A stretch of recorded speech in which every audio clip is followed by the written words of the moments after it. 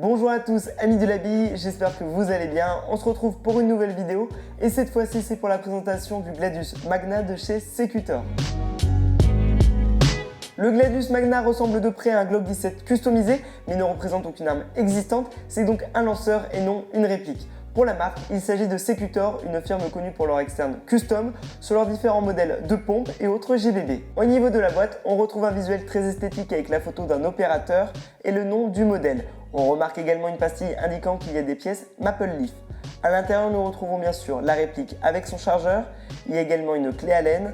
Pour finir, il y a une notice en anglais avec des visuels. Pour les caractéristiques de la réplique, elle fait une longueur de 22 cm pour un poids de 737 g. Elle est composée de polymère pour le corps et d'aluminium pour la glissière. Nous voyons plusieurs marquages sur la réplique tels qu'une phrase en latin Virtues vincere tenebra qui signifie vaincre les ténèbres par le courage sur la glissière.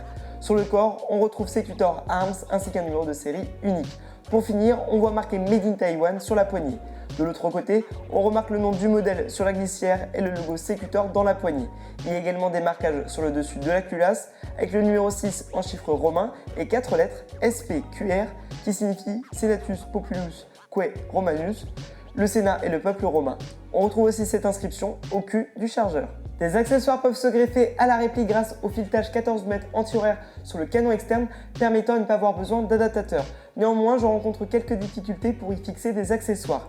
Elle dispose également d'un rail Picatinny de 5 cm pour y mettre une lampe ou un laser. La glissière est ajourée permettant un gain de poids et on voit des stries sur les côtés pour permettre une meilleure adhérence. On remarque également des vis sur le dessus pour protéger le filetage qui sert à y disposer un RMR. Attention, seuls les modèles type Trigicon peuvent être mis dessus à l'aide de vis spécifiques qui ne sont pas compris avec la réplique. C'est un peu dommage de ne pas les avoir intégrés au packaging.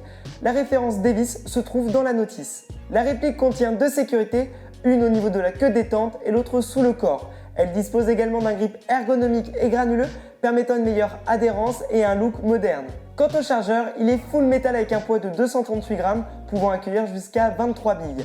Les chargeurs compatibles Glock Cagiwork peuvent être acceptés sur la réplique. Pour finir, il existe deux coloris, en noir comme présenté dans la vidéo, ainsi qu'en tan. Pour démonter la réplique, il vous suffit d'actionner les boutons poussoirs se trouvant sur les côtés du corps et la glissière viendra toute seule en la ramenant. Nous voyons directement le mécanisme interne de cette dernière avec un joint pop Maple Leaf Autobot 50 degrés ajustable par molette, accompagné d'un canon interne en laiton avec une longueur de 95 mm pour un diamètre 6,03. On aperçoit aussi un buffer spring guide qui permet d'amortir la glissière lors des tirs. Nous remarquons également que l'interne reprend ce qu'on peut trouver sur les modèles de chez Cagiworks. Pour remettre tout cela en place, il vous suffit de refaire les actions dans le sens inverse. Et voilà, la réplique est de nouveau opérationnelle. On se retrouve maintenant pour la séance au chronie. On va tirer un bille 0,20 g et il fait une température d'environ 18 degrés. C'est parti!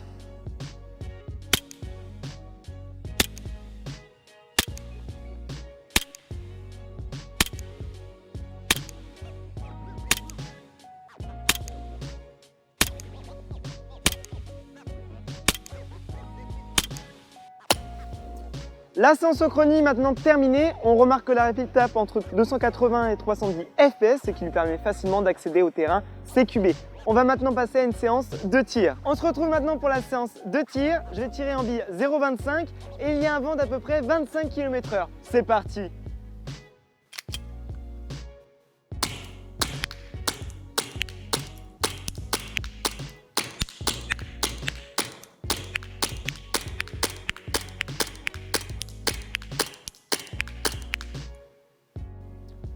La séance de tir est maintenant terminée. On remarque que la réplique est encore bien précise à 15 mètres. Elle sera très bien pour le CQB et même pour les terrains en extérieur. Passons maintenant aux points positifs et négatifs. En termes de points positifs, la réplique possède un look moderne et customisable avec son filetage, son rail et son support RMR. Les problèmes rencontrés sur les générations précédentes semblent être corrigés et elle a de très bonnes performances en sortie de boîte, équipée directement d'un joint en pop Maple Leaf. Pour les points négatifs, il aurait été préférable de directement fournir les vis pour y disposer un RMR. La réplique a quelques difficultés à cycler, peut être due à la peinture, et je trouve son autonomie un poil faible, environ 2 chargeurs par cartouche de CO2. Pour finir, le filetage a quelques difficultés à accueillir des accessoires. En conclusion, nous avons là un lanceur ayant de bonnes performances en sortie de boîte avec une conception modulaire permettant de le personnaliser au gré de vos envies. Secutor a su remédier aux problèmes rencontrés sur les générations précédentes pour nous proposer un nouveau Glock à leur sauce Et d'ailleurs, je tenais à les remercier ainsi que Zero Va Mag qui m'ont transmis le produit pour que je puisse vous le présenter. En tout cas, j'espère que cette vidéo vous aura plu. On se retrouve très vite pour de nouvelles vidéos. Bonne continuation à tous et à très bientôt. Airsoftement!